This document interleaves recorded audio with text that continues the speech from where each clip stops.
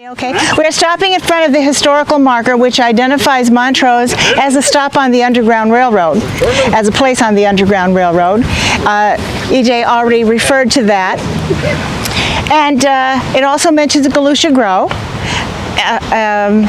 So I'm just going to just briefly talk about that a little bit. And you will notice that many of the areas that you visit in Northeast Pennsylvania might have a green like this, a courthouse nearby and so on, and it looks a lot like New England.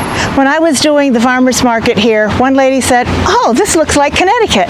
And I said, "Yeah, that's because people from New England, Connecticut, Massachusetts mostly, and Long Island came here in the early 1800s, and that's the way they wanted it to look." And so that's why you see this is a marvelous green, and it is used for quite a few things.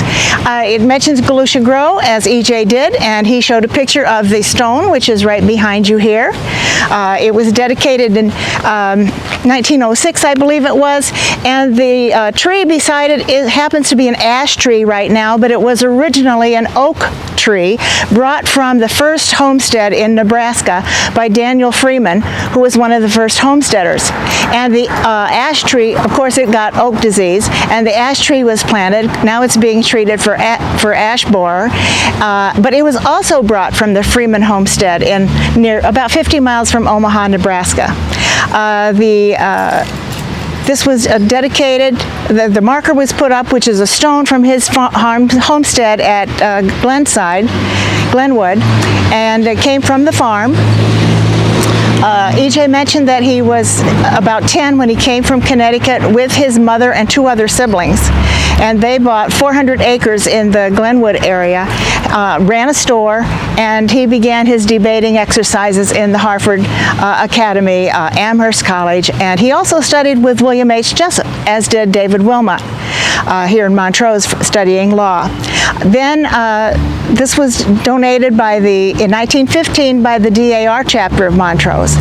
And I think the other side indicates about the tree as it was brought from the homestead, and that he had enacted the homestead bill. I would add from what EJ said about that, that the Homestead Bill was not enacted in Congress until after the South seceded from the Union. That it passed then, when he was Speaker of the House under Abraham Lincoln, but after the South had seceded. Now if we turn around and we look at the hotel across the street, this is the last remaining hotel in downtown Montrose, and I'm not sure if it's a second building there or not. In the days of anti-slaveryism, it was owned by, let me quick check that out, by, can't see where I've got it, General Warner, and it was called the Franklin House, and later became the Tarbell Hotel, and had balconies all around it. It was quite magnificent. There are pictures of it around in the area, and now it's this county seat. And there's a very nice restaurant there in case you're hungry after this extra walk. But this is the place that was recounted in some of the historical narrations. One was from David Brewster, who was the son of Horace Brewster, one of the anti-slavery men in town. David Brewster kind of took over his father's place as far as being a historian. And the original building was built in 1814. But an incident took place here between 1842 and 1845 when Sheriff Johnson was the sheriff of the town. He and Horace Brewster were boarding at the hotel at the time, and according to David Brewster's speech to the Historical Society, which he delivered in 1899, I quote, "During Sheriff Johnson's term, a slave hunting detective was here and located quite a number of runaway slaves." And can you hear me all right as I'm, okay. After a time, slave catchers came, one with a strong horse team and a covered cage-like wagon, well supplied with shackles, chains, and whips. General Warner, who kept the tavern, which is now the Tarbell House, refused to entertain them at his house, meaning the hotel. But Sheriff Johnson and Horace Brewster both were boarding there. About midnight, Sheriff Johnson and Horace Brewster woke up Horace Brewster and told him the slave catchers had placed warrants in his hands to make the arrest that night, but he had refused to go hunting around in the night for them. Horace Brewster at once started for Elder Post, that would have been Isaac Post, and found him and William J. Turrell there. The three of them found the fugitives and started them on towards Canada. The next day, Sheriff Johnson had the pleasure of returning the warrants unserved. So when the town fathers were for anti-slavery, then it was much harder for slave catchers to make their wishes known. The slaves were to be protected. Now we're going to cross Lake Avenue here and go stand in front of the courthouse. There should be room enough, even though there may be a little traffic moving there, should be enough for all of us to gather there. Unfortunately, the steps aren't finished, so we can't stand on the steps. A little bit by the traffic here, but hopefully, and the banging of the flag, but hopefully it'll be okay. The first courthouse was built on this site in 1813, and the present one was not constructed until 1855. I forgot to mention that when Isaac Post and his brother David were brought here from Long Island by their stepfather, Bartlett Hines, Bartlett had made sure that the boys got their father's inheritance and invested it in property. So Isaac Post got most of the property from what is now Church Street on up past here, and he donated land for the green and the courthouse, the jail, and the school to the community. And David Post got property on that side and a little bit to the west, and he donated land for the Montrose Cemetery, which has grown much larger than they anticipated it, I expect. So that was one thing that these two young boys, who were 16 and 14 when they first came here, were expected to do by their stepfather. E.J. mentioned the Honorable William Jessup. He served the courts throughout Northeast Pennsylvania. It was a kind of an itinerant court as it first started out, and then he became president of the 11th District, presiding in Susquehanna County starting in 1841. He became a member of the Anti-Slavery and Free Discussion Society when it was first organized in April of 1836, but it was on this same courthouse steps 29 years later, in April of 1865, when Jonathan Jasper Wright gave his speech on the rights of man, and E.J. did quote from a bunch of that. Let me tell you a little bit more about Jonathan Jasper. I saw in the one letter that he had written, he was 6 when he came to the area. According to what we had known, he was 10 when he came to Springville, but I think his family had lived somewhere else in Luzerne County before he arrived in Springville. At age 13, he was the first person of color to ask for admittance to the Presbyterian Church membership in Lynn, which is just outside of Springville, and was admitted. Pretty audacious for a 13-year-old.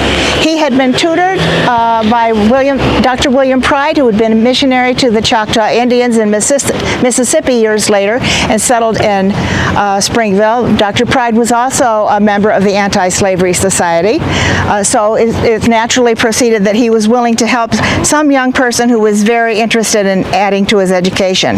At age 18, Jonathan Jasper entered the Lancasterian Institute in New York, where he did meet many of the men of color that he would work with in later years.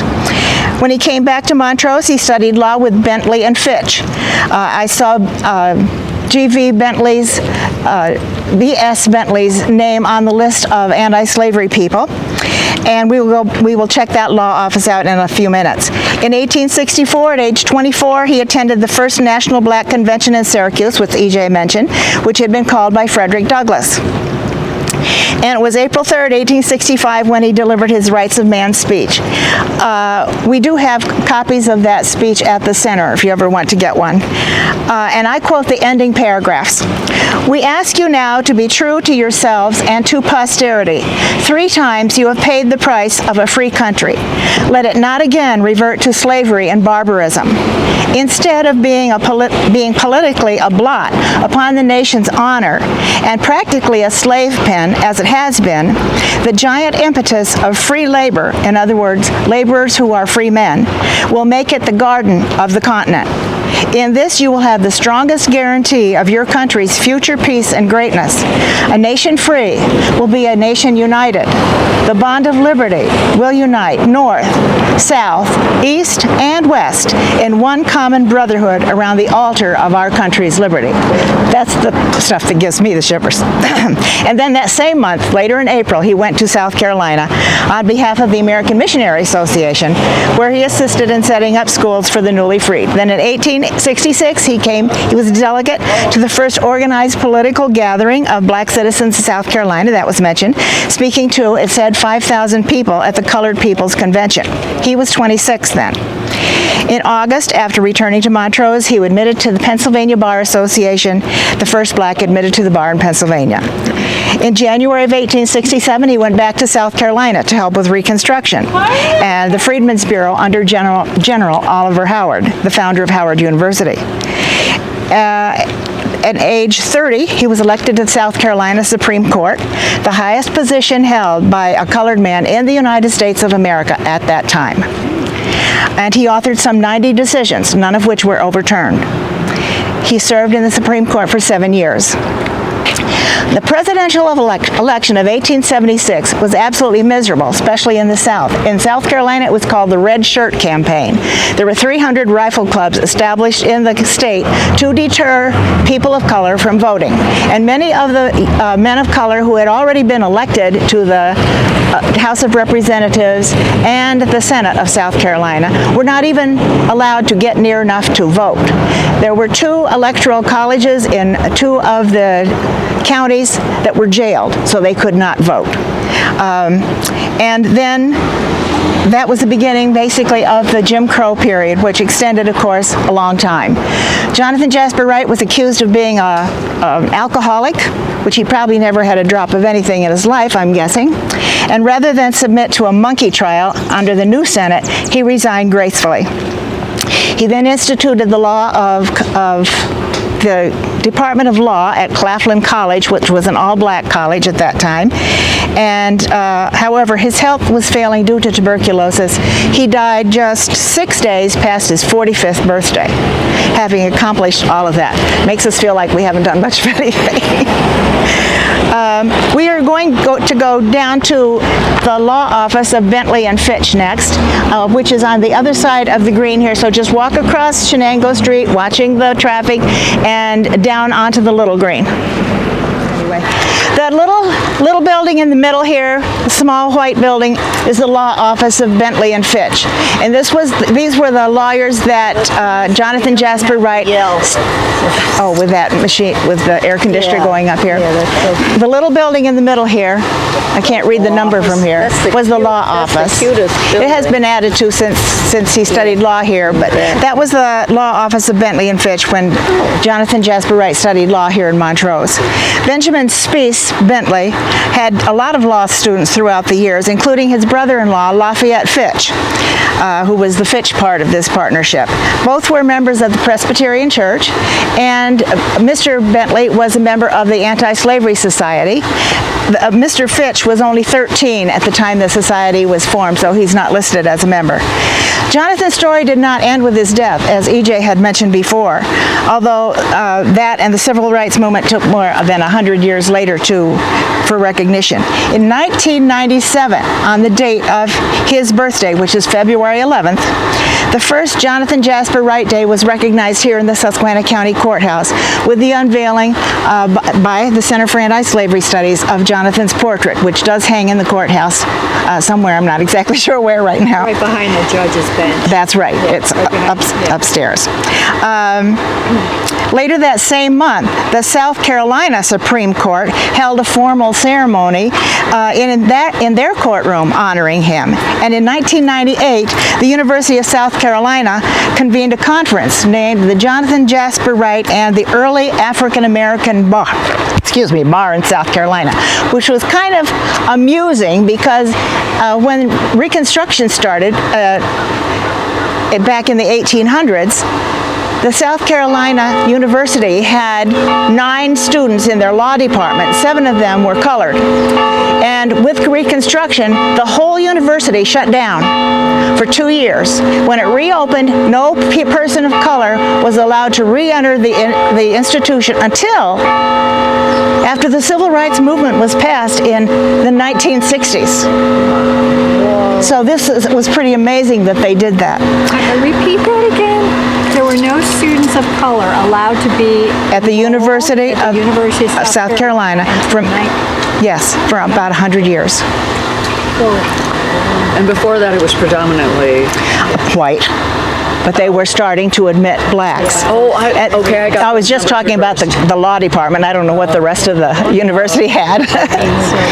And then on September 13th in 2001, 2 days after 9/11, the Center for Anti-Slavery Studies was happy to sponsor the erection or unveiling of the Jonathan Jasper Wright historical marker in Springville. So if you're going down 29, you go through the red light at Springville.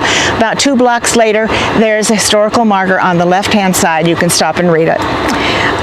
To quote from a speech given that day, "The life of Jonathan Jasper Wright offers a striking example of talent lost to the state, region, and nation by suppressing the educational opportunities and political rights of black citizens. Wright's quote-unquote rediscovery, now over a century following his death, offers the hope that his dream, that quote, we shall know no north, no east, no south, no west, no white, no colored, no Democrat, no Republican, but choose men because of their intrinsic value and their honesty and integrity." We're hoping that still lives. So that's Jonathan Jasper Wright's story. It's phenomenal. I've been told that someone told me they think that Jonathan Jasper Wright might have lived in Drums, Pennsylvania, which is below Wilkes-Barre. That's what I've been that would have been in Luzerne County. Right. And they may have settled there for a short time first. Yeah. That's very possible. The other thing that we have a book, I can't remember the name of it now, but there are 2 chapters on Jonathan Jasper Wright.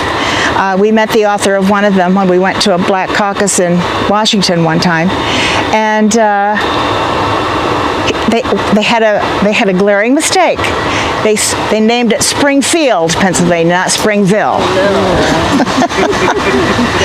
Now we're going to go down to the AME, to Pleasant Valley, where the AME Zion Church is, but I think the best route, since Maple Street is not a good street to walk on, we'll go through the parking lot and down the little side street to Berry Street. Okay, you're down in Pleasant Valley now, which is where many of the fugitives and escaped slaves and freed persons finally settled. I mentioned that David Post, Isaac Post's youngest son, David, had donated, or had not had donated, but had held title to the lands on this area. So many of the people who settled here bought property from him or from somebody else who had bought it from David Post. The property on which the church stands was acquired from the man who owned this building next door, and of course I don't know for sure if that's how that looked at that time, but that was Charles Hammond. He and his wife were both fugitives from slavery, and they had purchased their property from Mr. Post. And then the people who formed the AME Zion Church purchased property from the Hammonds. To the left of the church are the homes of other fugitives. The first one is William Smith. The next one was Stephen Dorsey. Then there's another one after that, kind of a little bit past where that car is parked, I think. That was R. Bowie's. And the last one on the corner, which is still there, is John Stout's. And I found all these names on the 1872 issue of Beers Atlas. Then other settlers who came later, including Gabriel Chappell, who E.J. mentioned, took up property across the main highway or down below the hill here where 167 runs to Forest Lake now, and in that area. And also along up the upper part of Berry Street, and we crossed Spruce and Shenango streets. So there were two settlers there, a bunch of settlers there. And by the way, when you go back to the Historical Society, look on the banners next to the Historical Society, across the street from the Historical Society. You will see a banner in honor of John Stout, who was a firefighter during the 1850s, and also Jesse Thompson, who lived in the Pleasant Valley area, who was a firefighter in the, I think it was 1840s or 50s. I can't remember who put those up, maybe the Historical Society or the fire company. AME stands for African Methodist Episcopal, and there were two AME churches in Montrose. The AME Bethel was established first, I think that was 1840. That came out of Philadelphia. And the AME Zion was established here about 1844, and the AME Zion branch came out of New York City. Don't ask me who the founders of those were, because I can't remember off the top of my head. This church was built in 1859, just in time for the Geneseo Conference of the AME Zion Church Conference. That took up a lot of western and southern New York State and northern Pennsylvania. Supposedly there were about 500 people here for that. And they probably chose Montrose, I'm guessing, to dedicate the church. Reverend Jermaine Logan was back in ministry at that time, so he was here for that occasion. Excuse me. It's surprising that a little church like that could handle a big convention like that. But it was held here again in 1875, 1885, I skipped one, 1865. So for four particular conferences, it was held here. This church was active until 1975, when the last wedding was held here. It was Betty Reed's wedding. I can't remember who she married. She ended up, she's passed away since then, but we got many of the pictures for Sherman's book from their archives, their family archives. As with many of the other congregations, the congregation started out in people's homes, and that was the same case with here. And also, when they started having official ministers, there was somebody who was appointed from the conference, and in the Methodist churches all around, they were itinerant preachers, so they would have more than one church that they were responsible for. From 1861 to 1864, Reverend Jermaine Logan was the pastor here during the Civil War, and I believe that it was probably his impetus that encouraged the young men from Susquehanna County to join the U.S. Colored Troops. He was also known, in Binghamton, he even had a troop named for him, Logan's Legion, I think they called it. So, so he was very informative of that. And in fact, he was a very important person on the Underground Railroad, especially in Syracuse, which is Maine. His first pastorate and his permanent home was located. He became known as the Underground Railroad King of New York. His goal was to educate as many people of color as could be educated. So he established schools and churches throughout western New York and northern Pennsylvania to that end. What was I going to say about him? Also, when the pastor could not be here, there would be a local preacher, in other words, a lay preacher. And in the church documents that we have looked at, both regular pastors, ordained ministers, and lay preachers are both called reverend. So when you're looking through things, it's a little hard to tell, okay, who was really the preacher and who was the lay preacher. It's a little hard to tell that. But William Smith and Dawson Edwards were two of the lay preachers, one following the other.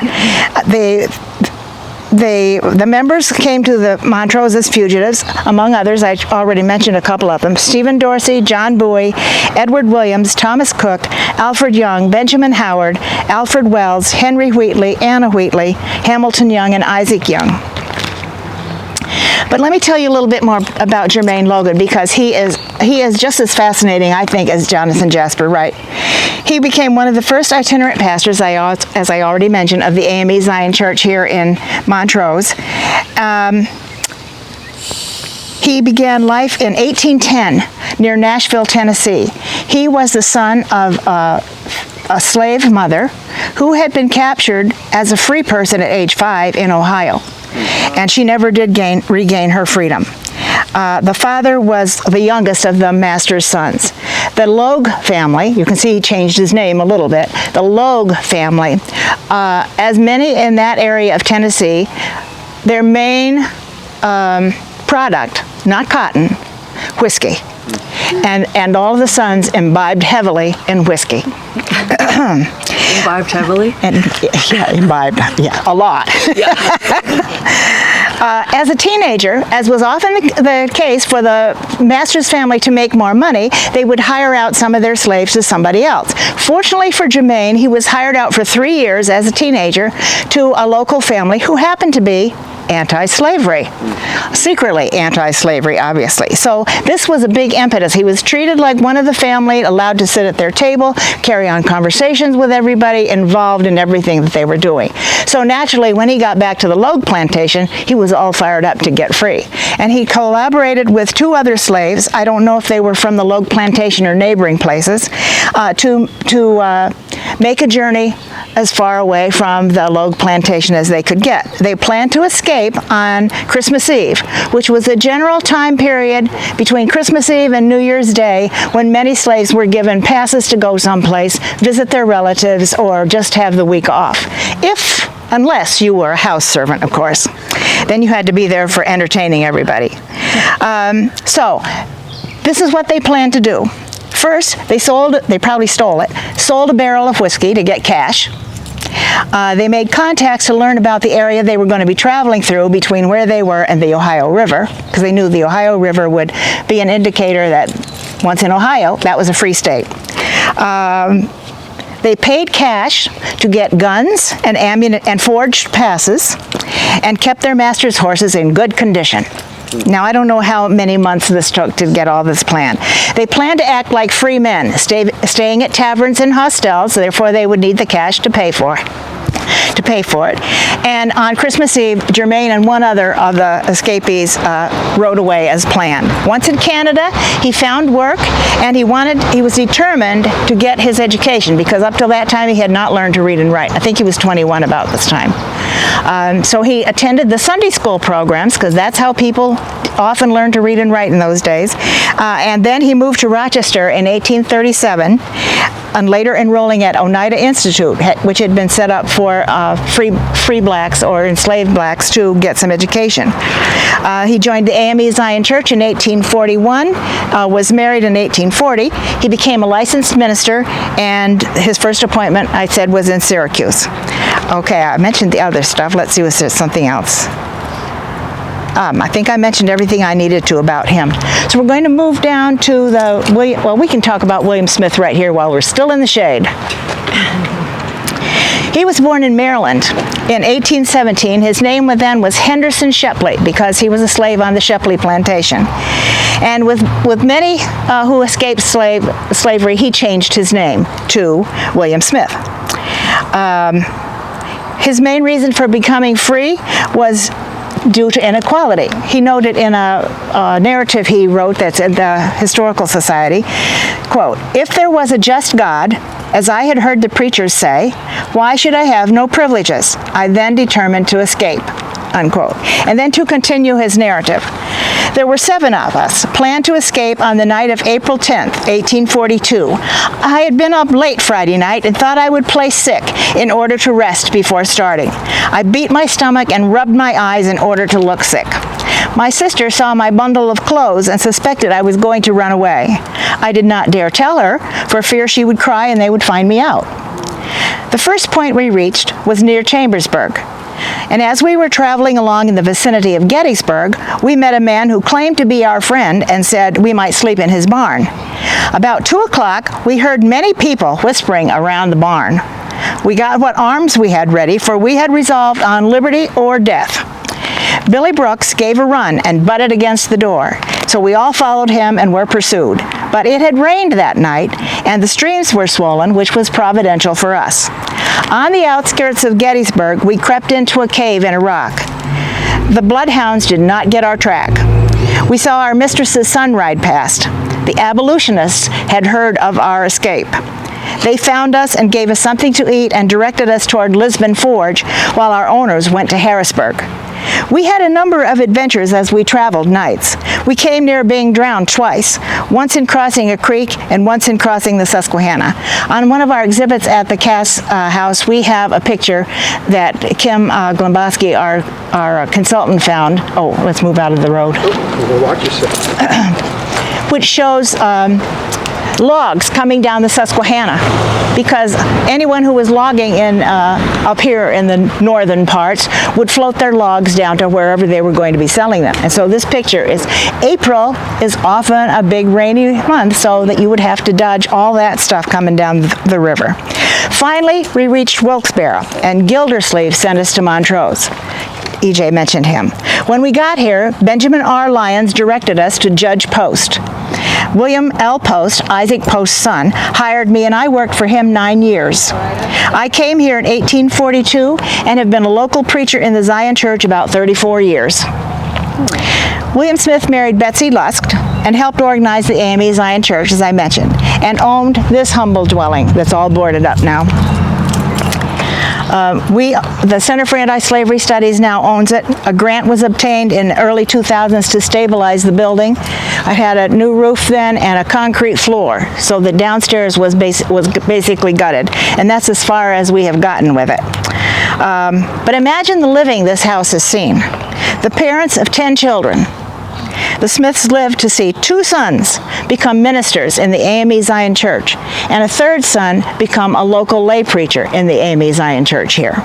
The eldest son, Charles, enlisted in the famous Massachusetts 54th C, earning the rank of sergeant and chaplain. And his final pastorate in the AME Zion Church Conference was in Auburn, New York. Now, who lived there? Harriet Tubman. Harriet Tubman. He was her pastor. And he officiated at her funeral. Yeah. So what are the plans for this? Are there any long-range plans? Let's just say we're stuck. Money is one thing, yes. Yeah. The William Smith House has been on the demolition chart from the borough for quite some years, but so far we've escaped. Wow. It really needs to be painted, windows put back in, and then they'll leave us alone, I think. This is what happened with the AME Zion. It was getting pretty shabby. We had a new roof put on. We had it painted. It's had some renovation work inside, but not enough to have anybody come in. It's full of lumber right now. And the borough would like the Smith House to come down, maybe a pavilion put up, but then who's going to look after it and keep the graffiti off? That's my issue with that. Okay. Dawson Edwards was one that we found some information on. He was born to black enslaved parents in Virginia in 1855, and according to the 1900 census. His obituaries record 2 different stories of how he came to Montrose and freedom. He was 10 years old when he was brought north. What? Who are you reading about? Dawson Edwards. Thank you. Thank you. Where was he? We think maybe this house. Okay. Not sure, we think. The Montrose Democrat indicated that Dawson was brought here during the war by Henry Foster. Henry Foster was the son of William Foster, who was a member of the Susquehanna County Anti-Slavery and Free Discussion Society. His first enlistment was with Van Valkenburg's company, which only lasted 9 days in September of 1862. I think that was the first company that was organized here from Susquehanna County. And so nobody was really ready for it. His second enlistment was with Company B, the 28th Regiment of the Pennsylvania Militia, which was organized basically around the time of Gettysburg to guard the southern border of Pennsylvania. He saw action at York and Carlisle in Pennsylvania, Boonesboro and Hagerstown in Maryland, but he was only in for a month. So I'm not sure if that would give him an opportunity to have met up with a kid from Petersburg, which is quite a distance away. The Scranton Tribune stated that he was brought by J.I. Chapman, an orderly for Colonel W.H. Telford, who used to be from Towanda and later settled in Susquehanna. And this account states that Dawson was found alone in Petersburg during a Union attack. Now, many of the elite of the towns who were being attacked were able to get out and go somewhere else, and somehow this little one was not with them. James Chapman was the son of James W. Chapman, editor of the Susquehanna County Register, and son James was part of Company C of the 50th Pennsylvania Regiment from March 64 to July 65, which company saw lots of action, including the siege of Petersburg, which would have made it probably possible for him to have picked up this lone child who was wandering around. But no matter how or how he got here, he became an industrious worker, a homeowner, and trustee of the Amy Zion Church, as well as a local preacher. Like his neighbor, William Smith, Dawson Edwards is buried in the Montrose Cemetery. And following the death of the most recent owner of this house, articles belonging to Dawson Edwards were found in this house and given to the Historical Society. A contract for building a house, a drawing of a house layout, and a well-used Bible. Is that Bobby McKinney? Yes. Bobby lived there? Yes. Yeah. So I expect his daughter was the one who found the artifacts. Yeah. Wow. Oh, that's wonderful. Boy, what a find. Any questions before we head back up the hill to the monument on the green? Did you share in terms of who was the owners of these houses up here on this? Not up Berry Street. No, I didn't deal with that. Okay. I just dealt with Charles Hammond and the ones that were on this street. Okay. This is for those of you who know the Reed family. Yes. At least 3 or 4 of the houses going up there, that's theirs. Yeah. Okay. And I made a mistake. We're not going to the green yet. We're going to the Baptist Church. Okay. I think the other thing about the Dawson Edwards story is that it is atypical of what we think of as the Underground Railroad. It's not what we expect. So the reality is that there is no typical Underground Railroad story. I think he and Gabriel Chappell are 2 exceptions to that rule, that's for sure. Yeah. All right? Yeah. Is Bob getting out of his car or not? He's had to fence everything, so he has house. Okay. Do a run? What's that? You people do a run? No, we just... Arbitrarily, they're Oh, Sherman's coming, but looking around. I can tell him this later if he doesn't already know it. He probably already knows it by heart. Well, no, he's starting to forget a little bit now. Slow to hear that. It was in 1801, a year after Bartlett Hines and the Post came to Montrose, when he and Jonathan Wheaton began holding prayer meetings in their homes. And then, for some reason, I don't know why, Bartlett Hines went to Williamsport and happened to hear Davis Dimmock preach. And so the next year he asked him to come and spoke. He spoke here on March 30th, 1807. And then in 1808, the Baptist Church was organized with Dimmock as its first pastor. The church building was not completed until 1829. And this current brick building replaced the first building in 1899. So it's an oldie also. Meanwhile, the presidential campaign of 1828 aroused public consciousness regarding the plight of people of color. So this was a campaign between John Quincy Adams, a staunch New Englander, and Andrew Jackson, who was denounced in the North as a slaveholder. So questions arose regarding what action should be taken, and E.J. alluded to this a little bit.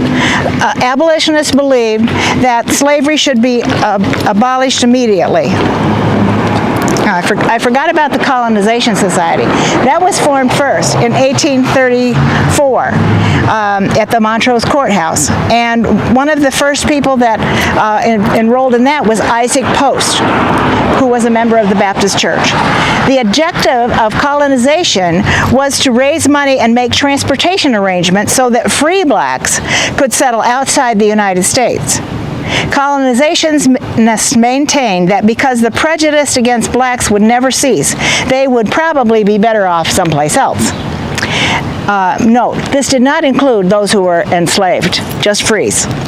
So then, with the formation of the Anti-Society in Boston in 1833, discussion on the pros and cons of which side people should be on was both in person and through the newspapers. Many founders of the Colonization Society changed their minds and formed the Anti-Slavery Society. Isaac Post was not one to do that right away. E.J. Read something that he had written in 1837, but it happened after he had changed his mind. He continued to argue in favor of the colonization position until January of 1837, when he wrote to John Mann, who was the president of the Anti-Slavery Society, and he wrote, I have, in my feelings and judgment, been opposed to slavery from my youth. I considered all that had been done that could be done by the northern states. Then I applied myself to reading anti-slavery publications, and the more I read, the more I became embarrassed at my own views.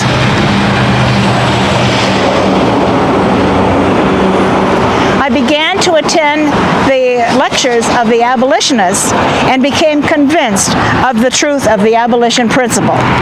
And from there he went on to join and be very active in the anti-slavery society.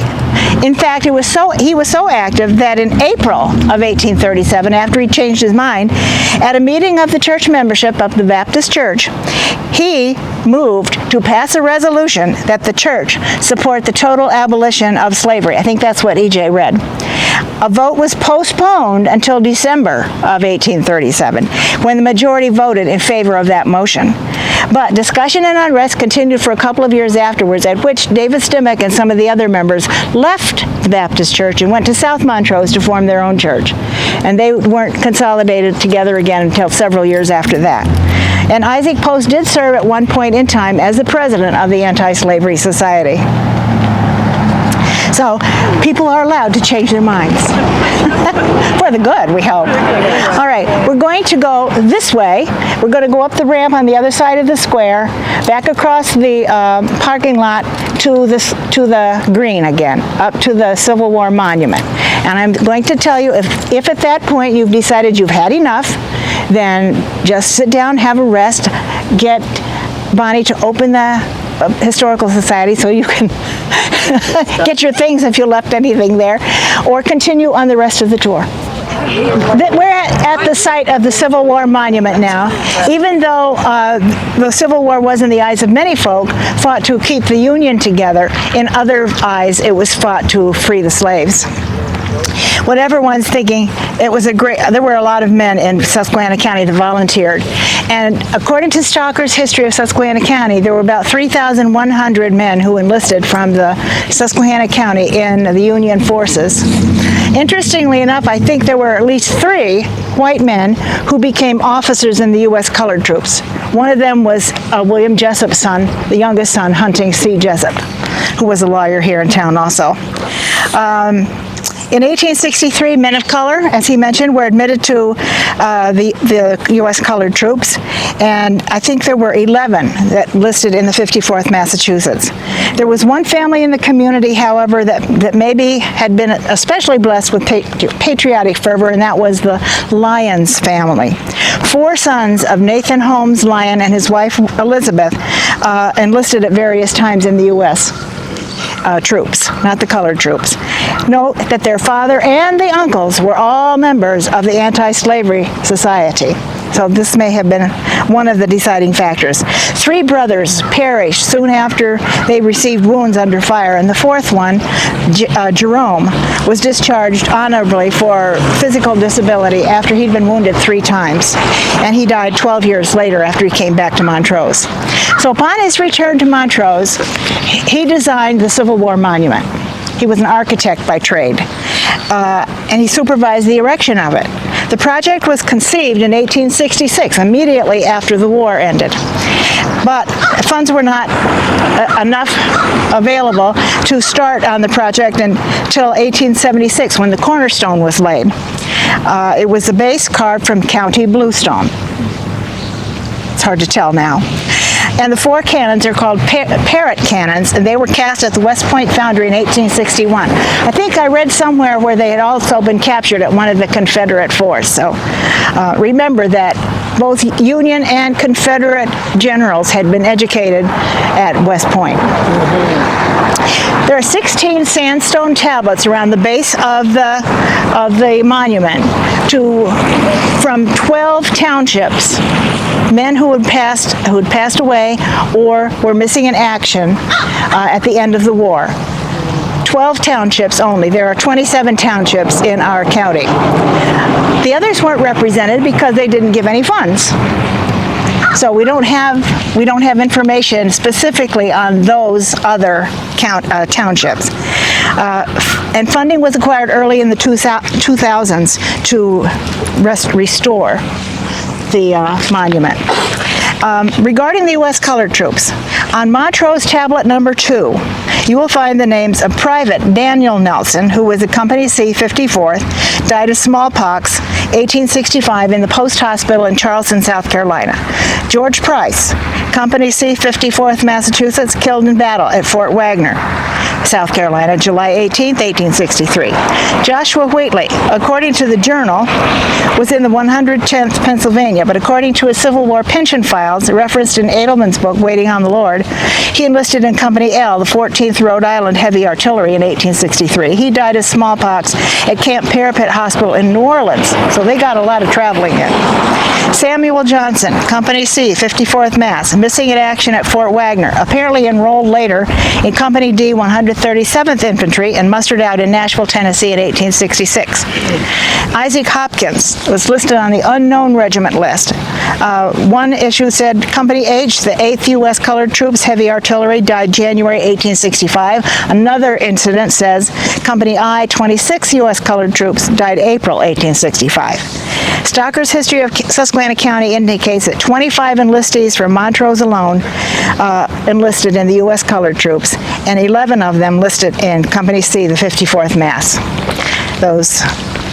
I also got a few other statistics from the Journal.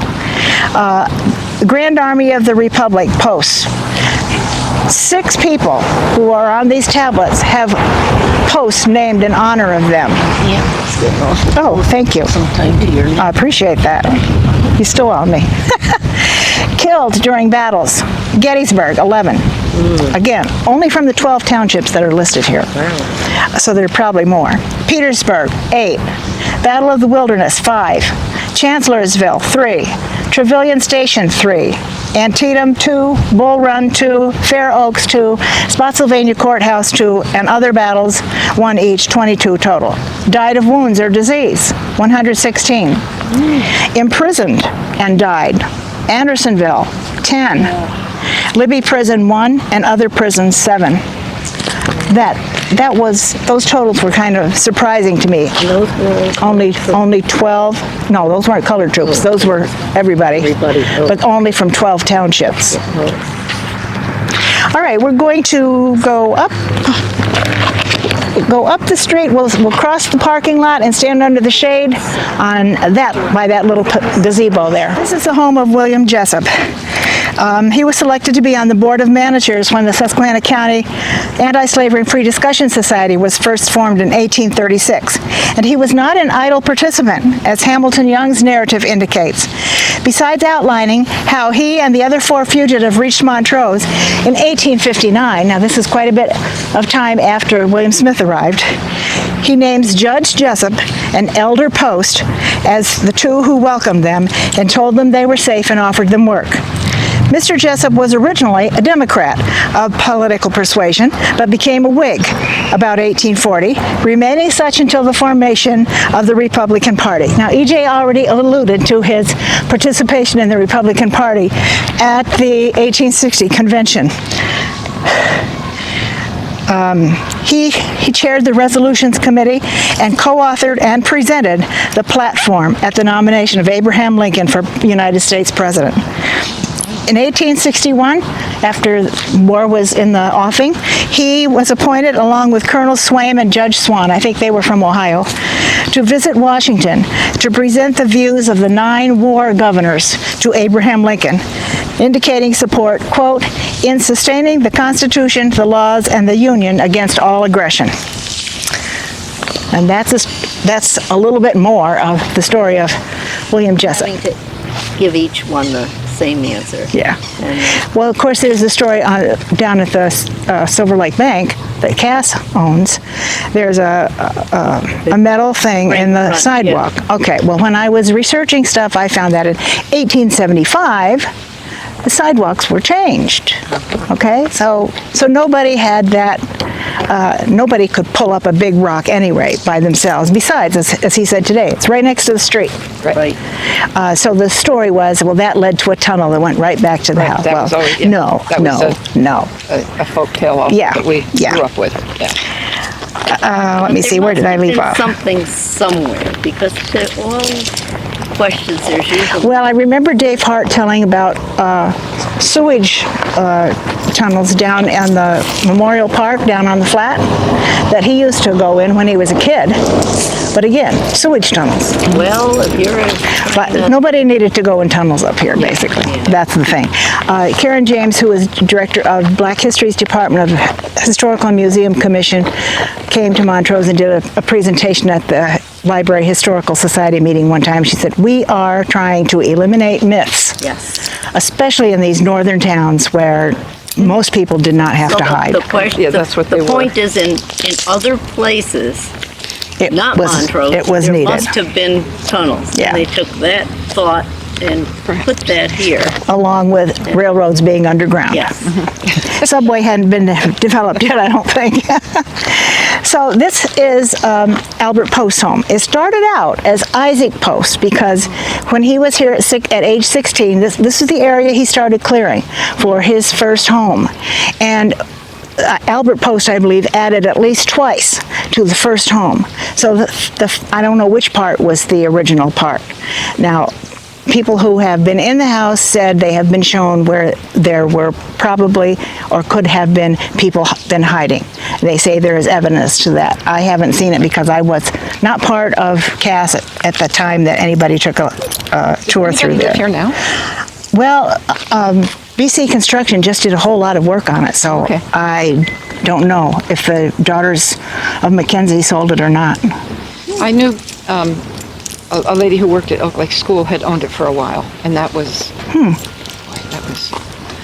probably 25 years ago. Yeah, I don't know who that would have been. I'm pretty sure it had left the family at that time, but I couldn't tell you her name. So But I'm wondering, she had lived there for a while. interviews with people who have lived in or worked, Yeah. their thoughts. That So Isaac Post started with a small house, and supposedly there was a place over the kitchen where somebody could hide slaves. What era that was, don't really know. It did become the residence of his son Albert Post. Of course, he was the one who started the Spectator Journal, and then later became the the Baptist Church minister. One of his pastorates was in Owego, New York. Albert Post was born in Montrose in 1809 and educated at Union College and read law with William Jessup, as many other people had.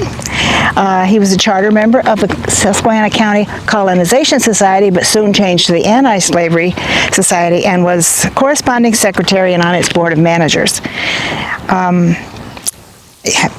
EJ already mentioned the Spectator and Freedmen's Journal. He remained a firm advocate of freedom for everyone throughout his life.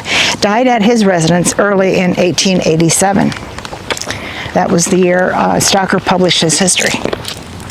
All right, now we're going to go down this street and across Maple Street.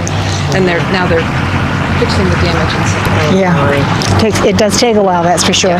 So this was the Lyons house. One of the Lyons brothers, Jerry Lyons, purchased this from S. Sylvanus Mulford, who was William Jessup's uncle, I think it was. So it has two doors in the front. When Mulford had it built, 1820-ish, he had one side for the mercantile and one side for his private residence. And I think I read somewhere where Jerry Lyons, well, they had moved their mercantile downtown at some point, I think before Jerry bought this place. And from what I read, he had a small museum where the mercantile had been. I don't know if that's for true. Can't remember where I saw it. But this was Jerome Lyons' uncle. Jerome was the one who designed the monument.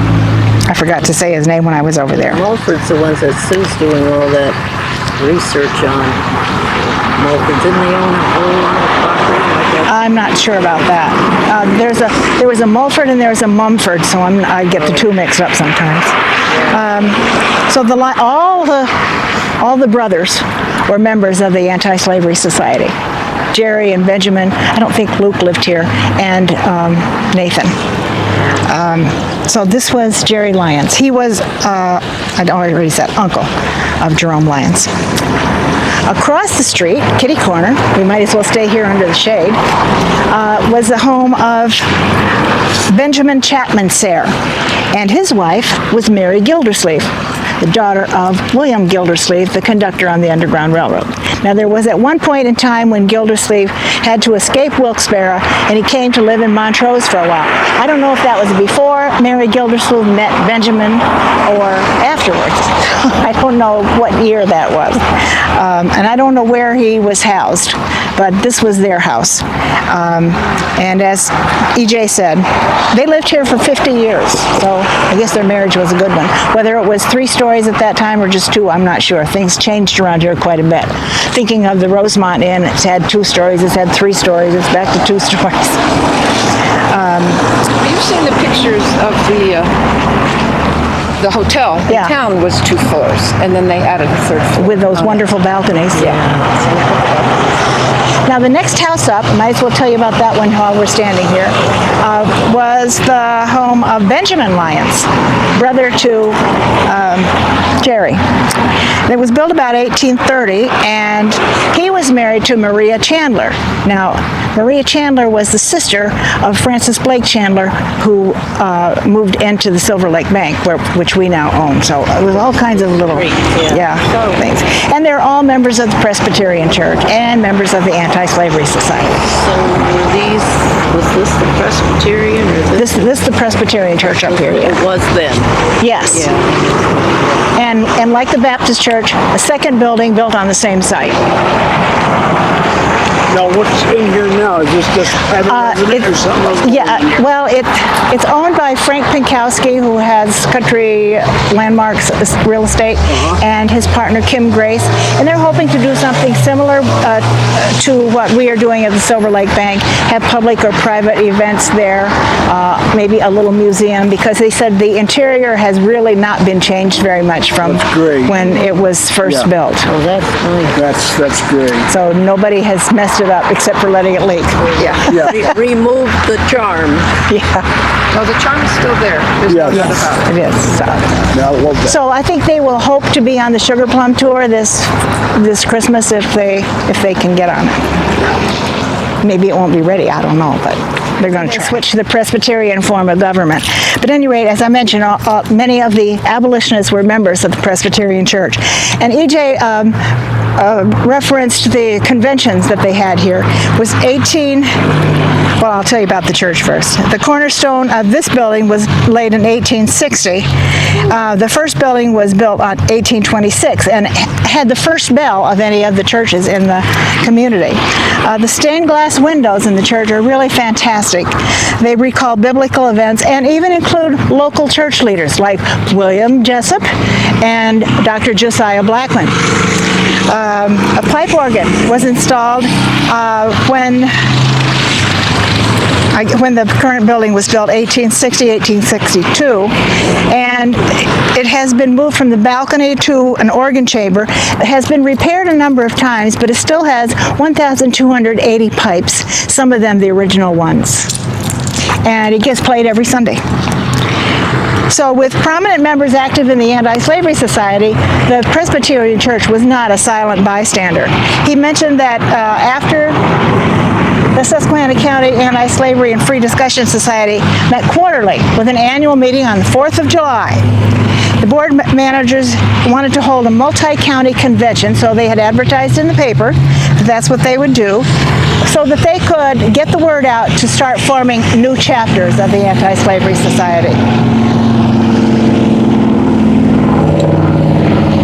Nice old cars. 400 to 500 people gathered here in 1839, I think it was, for the first convention. It included C.C. Burley and William Chase of the Pennsylvania Anti-Slavery Society, W.C. Gildersleeve of Wilkes-Barre, and Reverend John Cross of the New York Anti-Slavery Society. And then it lasted 2 days, and after the convention, a number of them went around to various small towns in the county trying to get additional chapters started. And I think they even went into Bradford County for that as well. So the Presbyterian Church apparently did not have a schism like the Baptist Church did. Then we'll go on to the Silver Lake Bank, and we'll go up the driveway and stand in the shade. 1995 and 1920, and there was a matching wing on this side which was taken down in 1920 or so. And then I'm not sure when the bow window was put in, but of course the big side porch was added about 1920. So it's seen some exterior changes, so That was the big change. not exactly. We still have some repair work, obviously. When we put on the new roof this spring, they discovered there was some leakage on that little ledge up there, so they haven't got back to that yet. They will. We'll go up here on the side. We took out the sauna. We took out the sauna. Oh, I think he put, that was in the attic. the attic? Yeah. The man responsible for building this building was Dr. Rose, that we alluded to during EJ's lecture on the Silver Lake Bank farming community. He was the one who had somehow got 9 black families to come to the Silver Lake area and start a farming community, and nobody was happy and they left. Possibly going to African Road. That's when we mentioned that. So Dr. Rose built this about 1816, 17. I'm not sure who put the number on the chimney, but it wasn't completed in 1816, I don't think. Isaac Post wrote in his diary that they finished getting out the timber for the bank in April of 1816. So I don't imagine I'm not sure they used green lumber then, I don't know. And so they probably did not finish the main square of the bank until 1817. It was a bank until 1829 when it lost its charter. I don't know why. I will add a little bit. Putnam Catlin was a lawyer here in town, but he was also the clerk for the bank. His son, George Catlin, was the painter of North American Indians. He lived here in town for a while, but wanted rather to do paintings and drawings than practice law. So that's what he did. What's that? Just as well. Yeah. So Dr. Rose moved to the Silver Lake area about 1811, and at some point early on he must have decided that, well, this in the howling wilderness here, somebody's going to need a bank. And he was a philanthropist from Philadelphia. His family was Scots-Irish, apparently had lots of money. He had not had to take a job. In fact, his friends told him he was what did they call him? A sycophant? I think that means ne'er-do-well, because he got up at noon, he did whatever he wanted to. So he finally... Rose? What's that? That was Dr. Rose, yeah. So he finally studied medicine, but he never really intended to practice. Okay.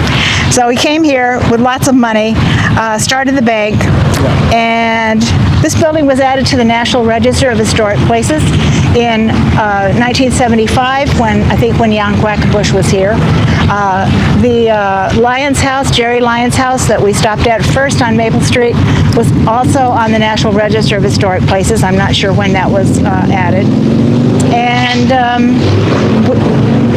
EJ mentioned that the Waverly Community House historical aspect is on the National Park Service, and we also have that designation, but we don't have the passport thing. So Center for Anti-Slavery Studies acquired this in 2000, and we've made quite a lot of improvements on it. We study Black history in Susquehanna County and 9 other counties, but of course this was the one we know the most about. There are exhibits on display. We do personal and private events. We have an extensive library. When the University of Scranton started Black Histories Department about 2 years ago, and we were able to donate 180 volumes to their library. So we still have plenty of books in there. Francis Blake Chandler, I said, was the owner of this from about 1840 to 1890 for 50 years. And he was a member of the Anti-Slavery Society. I mentioned he married, I think I've got something crawling on me. He married Mary Jessup, William Jessup's second daughter. And they took up residence here in 1841. Lyons and Chandler, he was in partnership with Benjamin Lyons in the Mercantile, and they carried a series of anti-slavery pamphlets and books in their store. Now, the ladies aren't often mentioned, but Mary Jessup Chandler was the vice president of the Ladies' Aid Society during the Civil War, when the Ladies' Aid Societies around the state and nation were trying to supply the troops with haversacks, shirts, food to eat, all kinds of different things. Susquehanna County was second only to Philadelphia in the state to producing things for the Union troops. So these ladies were industrious. The Montrose group was the most productive, and I think there must have been a group of ladies in the AME Zion Church as well who were doing that, because after the war was over, the Montrose group and the ladies of color were still supplying things for the Freedmen's Bureau. So I assume that was something going on. All right, across the street was the home of George V. Bentley.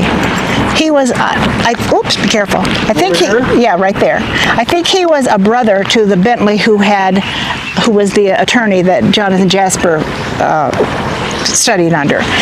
George V. Bentley was a merchant in Montrose, first apprenticed to Asa Hartshorn in 1828 for the jewelry trade, but then he started expanding things. He was a member of the Presbyterian Church and the Anti-Slavery Society as well. We call it the Cage House. What's that? It'll always be known.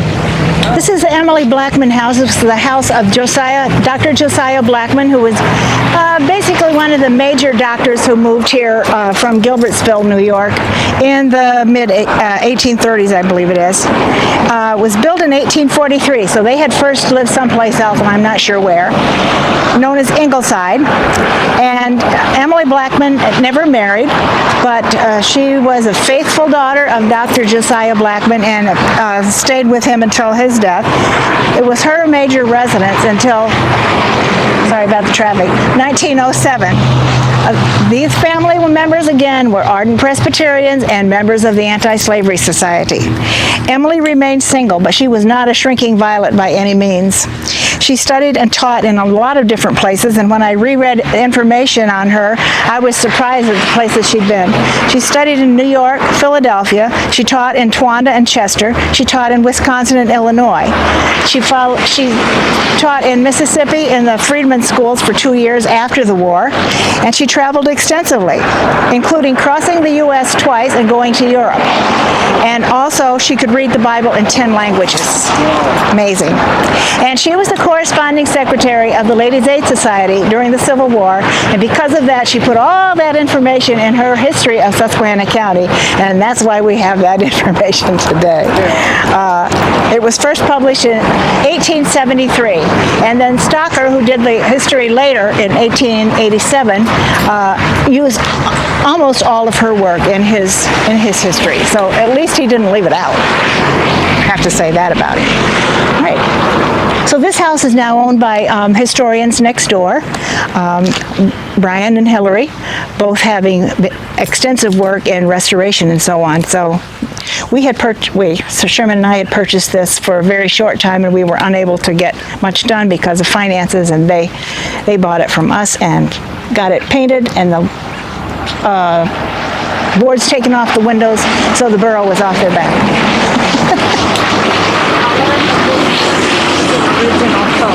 Brian found a little chip of yellow paint and got it analyzed, and he thought that was the original color. Tours on Maple Street. This house, which is now green, was the Nathan Lyons house, and Nathan was the father of the 4 young men who went off to war in the Civil War. Luke, Benjamin, Clark, and Jerome. Jerome being the only one who survived. I did have some information on them. Benjamin Lyons was a lieutenant. He died of wounds received at Secessionville. Lieutenant Clark M. Lyons died of wounds received at Petersburg. And First Sergeant Luke Lyons died of wounds received at Spotsylvania Courthouse. I don't know where Jerome Lyons got all of his wounds, but he died in 1877, age 49, just 2 months shy of the Civil War monument being unveiled, after all the work he had put into it. So that is the end of my tour. You can make your way back to the courthouse, the Historical Society, and because a lot of these other houses weren't built until the late 1850s, 60s. I think the walking tour says this was built in 1803, and I think that's a mistake. I think it was more likely 1823. When the Silver Lake Bank was built, 1816-17, the Isaac Post wrote in his diary, you could not see downtown from the bank because of all the trees. Like a bank out in the middle.